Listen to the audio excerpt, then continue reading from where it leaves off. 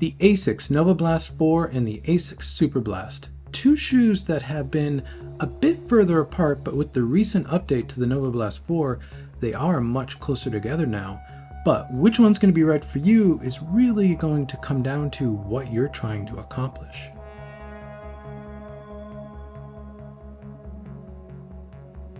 In my initial review for the Novablast 4, I described this shoe as borrowing heavily from the Superblast, and I stand by that. Now that I have over 50 miles in this shoe, I really do feel that way. Asics really has taken a lot of what they learned from the Superblast and they put it in this shoe, which is good for a bunch of reasons. Because it makes the Novablast a better platform, but I also think it's going to free the Superblast stuff to be really what it is, a true super shoe. As always, the best place to start is with specs, and let's look at the Novablast 4 first. In the heel, we have 41.5 mil of foam. In the forefoot, we have 33.5 mil of foam, giving you an overall 8 mil drop. The shoe weighs 8.9 ounces or 255 grams, and in my pair, I get my left one at 255 grams, my right one at 257 grams, giving me 256 grams, which speaks a lot to Asics' build quality and their specs. They're spot on. And of course, this is for the US men's size 9 reference size, used just about everywhere. In the midsole, we have a full midsole of FF Blast Plus Eco Foam. FF Blast Plus Eco Foam is a foam with 20% biomaterial, making it a little bit different than just normal FF Blast Plus. To my foot, it's a little bit firmer. It's still soft, it's still squishy, it isn't mushy to me, and it is more bouncy to me. We've seen this foam before in other Asics shoes last season. Most prominently, the Gel Nimbus 25 had this same foam. The Novablast 4 has a much more aggressive toe rocker and heel bevel, meaning the geometry of the midsole is considerably redesigned and really exaggerated from what the Novablast 3 was doing. This is one of those elements that it borrows heavily from the Superblast. And I would say because FF Blast Eco Foam is so softer, squishier, this is a much more flexible ride. For a shoe with this much foam, you do have some flex in this shoe, especially in the forefoot. Moving to the Asics Superblast, we have 45 mil of foam in the heel, 37 mil of foam in the forefoot, giving you an 8 mil drop. Now this shoe weighs 8.4 ounces or 238 grams, which for a shoe this size, which is truly a max cushion shoe, there is a lot of foam in this shoe. There is a lot of shoe here. To weigh 238 grams is kind of incredible. And I will say, on foot, the Superblast does still feel lighter than the Novablast 4.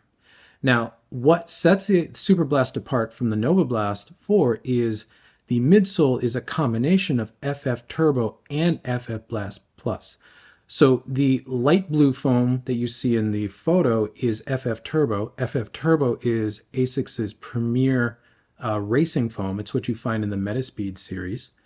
And FF Blast Plus is that darker blue foam that's right where the outsole sits. Those two foams working together produce something that is a very magical ride, which I'll get into a bit later in this video. Now, the Superblast does have an aggressive toe and heel rocker, but because FF Turbo is a racing foam, it is a much, much stiffer ride over the Novablast 4. Let's start with the fit in the upper of both these shoes, and looking at the Novablast 4 first, this is an exceptional upper. Asics has moved the Novablast to a woven upper from an engineered mesh upper, but there's still soft uppers. Feeling this from the Novablast 3, it's still just as soft, it's still just as plush and welcoming to your foot, and it is a great upper for those, long, easy daily miles. In the heel of this shoe, we have a great heel counter, very stout. We now have a proper Achilles flare, which isn't going to blister your Achilles like the Novablast 3 could for me. Plenty of padding in the heel collar, which will give you great heel lockdown. The tongue is redesigned in the Novablast 4. Still that stretchy neoprene material, but it's much thicker, much more padded, and actually serves a purpose now, whereas the tongue in the Novablast 3 might as well just not even been there. But great lockdown on this shoe. The forefoot of this shoe is, I'm not going to call it the widest one out there, but if your foot fit in the Novablast 3, it's going to fit fine in here. If anything, this upper is probably a little bit more narrow, and I'm talking about millimeters, But since it's a woven material, it does feel a little bit more stretchy, so there's more give.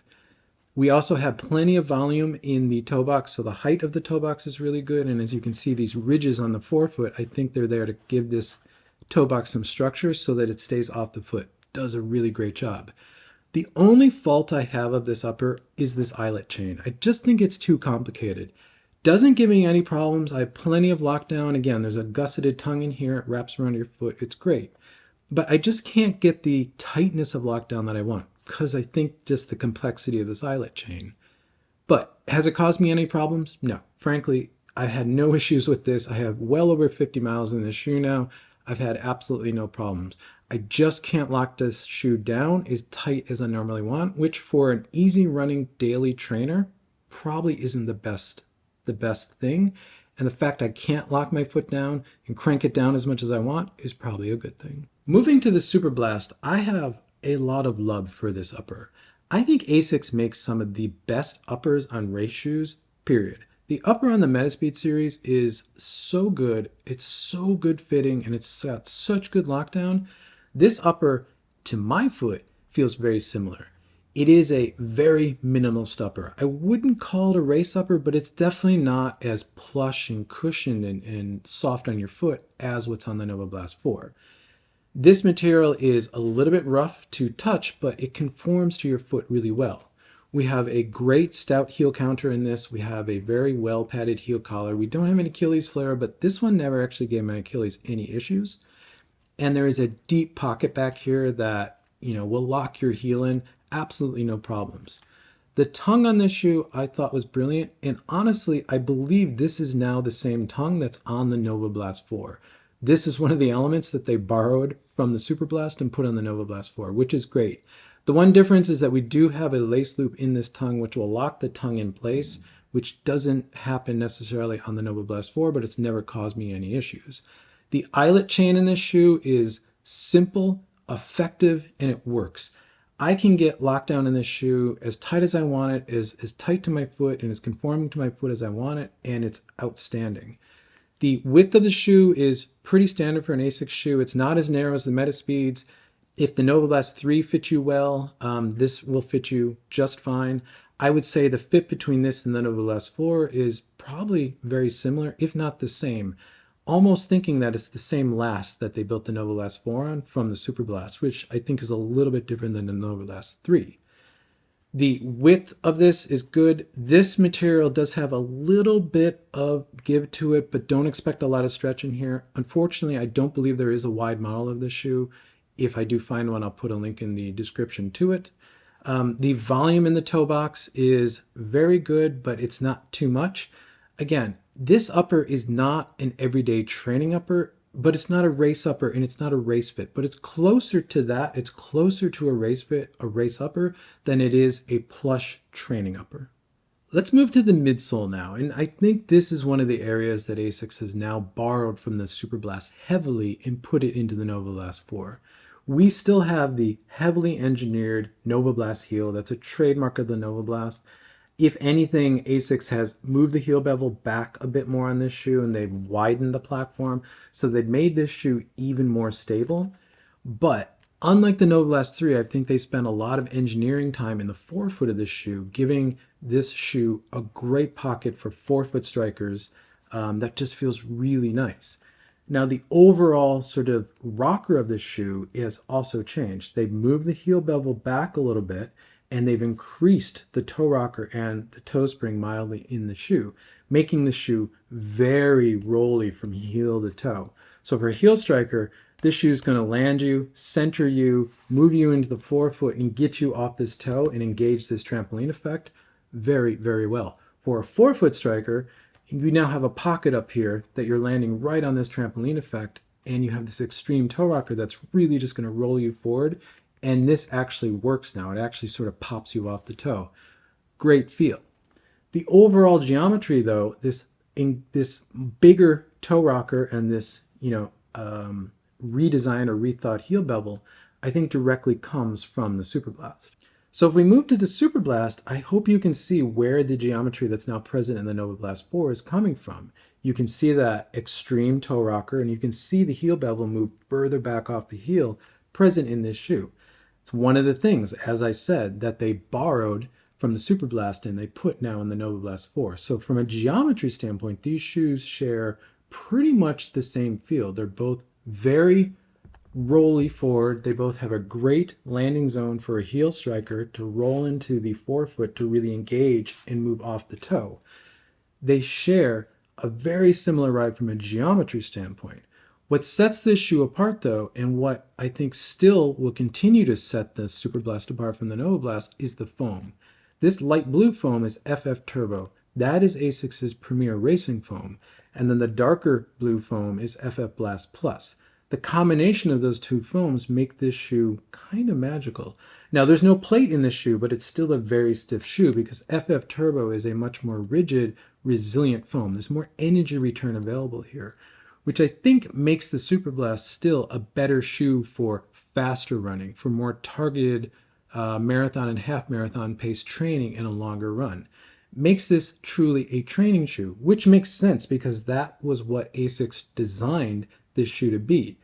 Asics' elite athletes asked for an FF Turbo based shoe that had no carbon plate in it that they could use in conjunction with the Metaspeed as a training device. And that's exactly what Asics delivered with the Superblast. And frankly, I consider this a super shoe. And that's really the difference now between the Superblast and the Novablast 4. The Superblast is truly a super shoe. This is a daily trainer. The geometry of these two shoes are very similar now. The rocker is the same. And in fact, Asics has widened the platform of the Novablast 4 in the heel and the forefoot, so the contact patch of the outsole is pretty much the same now as the Superblast. And the Superblast had a very wide, very stable contact patch. Now, they've done a lot of engineering in this midsole because FF Blast Plus Eco is a much softer, squishier foam than FF Turbo is, but they've engineered this midsole with this terrace and these tiers in the forefoot, this heavily engineered heel to be very stable. They put a lot of stability back in the Novablast that I think the Novablast has always needed, and this shoe works exceptionally well. But that is the difference. The ride is the difference. FF Blast Plus Eco is a much softer, squishier, I would actually say bouncier foam now, and especially with the addition of this more exaggerated trampoline effect, makes this shoe very bouncy off the toe. So if the Novablast 4 is bouncy, the Superblast is explosive. FF Turbo is a much stiffer foam, as I've already mentioned, and it has a higher resiliency, meaning the energy return in this foam is much higher than FF Blast Plus or FF Blast Plus Eco. But FF Turbo can be a little harsh, which is why they put the FF Blast Plus layer on this shoe to smooth out the initial strike of this shoe, but allow you to really leverage all of this FF Turbo and get a very explosive toe off, really leveraging, loading up this super foam and getting that pop, that energy return out from the higher resiliency of FF Turbo. This shoe runs exceptionally well and is much faster now than the Novablast 4. A word about the outsole of the Novablast. They've redesigned this outsole to be much better. It's still very road focused. I would never take this shoe on a trail.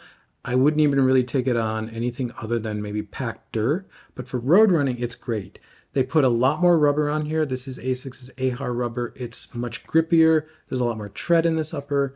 We also, in the outsole, have the channel and the decoupled groove in the heel being much deeper now. The channel around the trampoline effect is much deeper. In fact, the overall trampoline effect is much more prominent, which to me, I was a little bit worried about because I didn't like how it felt in the Novablast 3, but in this shoe, it feels great. It never pokes into the bottom of my foot. It just gives me that pop on toe off. It is great. So this outsole works well, and I think, again, they learned a lot from what was in the Superblast, and they integrated it now here. This has more rubber. This has more tread on the rubber because this is meant to be more of an overall training shoe, where the pattern of the rubber outsole on this shoe is very similar. As you can see, there is tread on this, but again, this is really focused on training, road training. I don't think anyone would ever take this shoe off-road, and I don't think Asics would ever advise that. The other issue of the Superblast is you can see these little cutouts in the FF Blast Plus layer. These pick up gravel if you do run on rocks or gravel roads, where that's not present on this shoe at all. So both these outsoles work well for road running, and I wouldn't use them for anything else, but for road running, they're both perfectly fine. So what's the verdict here? Which one of these is better? Well, usually in these versus videos, I will pick a favorite or tell you which one I think is better. But in this one, it's not quite that simple. Which one is better is going to be very subjective, and it's going to be very based on what are you trying to accomplish. Now, if you're looking for an easy running, rockered, max cushion shoe that has some decent flex to it for easy running for those daily miles, this is the one. The geometry, the rocker, the softer FF++ Eco, the plush upper, this is your easy running performance trainer for all of those kind of easy miles that should be 80% of your weekly running. But if you are looking for a shoe that is for training, like a shoe that will be your long run shoe in a build for a marathon or half marathon, again, a very dedicated trainer that is much more focused on going faster, this is the shoe you're going to want, the Superblast. This is a super shoe. As I said that a couple times in this video, in the videos I've made about this shoe, this is a super shoe, and I think it should be treated as such. This is the shoe that you want if you're building for a marathon or a half marathon. This is the shoe that you want to take out on that long run, that 20K, 30K run that has 15 to 20 plus K of the run at your marathon or half marathon pace. This is what this shoe is for. It's to eat up those faster miles. It is so easy to go fast in this shoe that it's exceptional how easy it is to go fast in this shoe because it just keeps rolling you forward, and the FF Turbo foam just keeps giving you that energy back. In fact, the more effort, the harder you strike the ground in the shoe, the more the shoe gives back. So look at this shoe as a dedicated training tool. It's not an easy running shoe. It will do that, but it's, I think, too stiff for that. You want the flexibility of the Novablast 4 for that easy running. But for training or faster running, faster long running, where you don't necessarily want to put on your carbon plated race shoe, or you want a shoe to work in conjunction with your carbon plated race shoe for those longer, faster efforts, this is the shoe that you want. So this is where I think it gets really interesting for the future of the Superblast. Now that the Novablast 4 has most, if not all of the geometry, that rolling feel, a lot of the stability that's inherent in the wider platform of the Superblast, now that this shoe has most of that, this is your better daily trainer. This is your better shoe for easy running. Also, if you were one of the runners who thought the price of the Superblast was too much and you just couldn't justify it, this is a lot more value for your money for, again, daily training. But this is where it gets interesting, because now that the Novablast platform has a lot of what Asics built into the Superblast, it allows Asics to push this shoe further with the Superblast 2, which we should see later in 2024. Now, I made a video about my thoughts about where I think Asics may take this shoe, but the short of it is I think this shoe now is free to become much more racy. This could truly be pushed fully in the super shoe direction, and we could have a dedicated plateless super shoe, which would be exceptional. And I'm really excited what the future of the Superblast is now that the Novablast 4 has so much borrowed from this shoe. Thank you for making it to the end of the video. If you like this type of content, consider subscribing. You'll see more content from me pop up in your feed. If not, drop a like on this video because it helps this channel continue to grow, which I always appreciate. And with that, I'll catch you in the next one.